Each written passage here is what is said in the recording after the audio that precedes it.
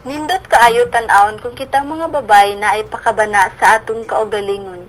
Ilabi na kung pagpagawa pa atong hisgutan. Apan kibalo ba muna duna o sa tay mga sayop sa pagpagwapa?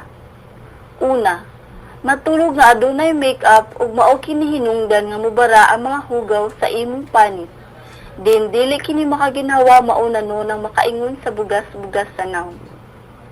Ikaduha, ang paglugod sa mga mata kay mao kini ang hinungdan sa pagbaton nimo og mga linya, kunot ug sayab sa bahin sa imong mata.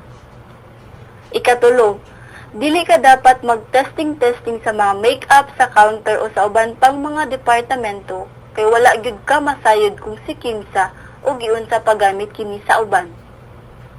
Ikaapat, ginadili ang hugot na ponytail tungod kini nga makahimo sa tensyon sa ugat sa imong buhok.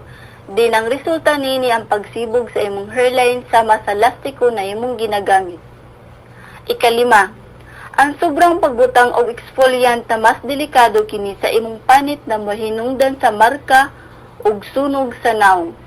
Mas advisable nga muminos sa 2 ka semana ka magbutang og exfoliant. Ug ang pinakalas, pagsigig usab og color sa buhok din mahinungdan sa pagkadaot sa buhok ug makapauphag niini. Usapod nini expose kaayo sa nagkalain-laing kemikal nga nastagol sa color nga ibutang sa imong buhok.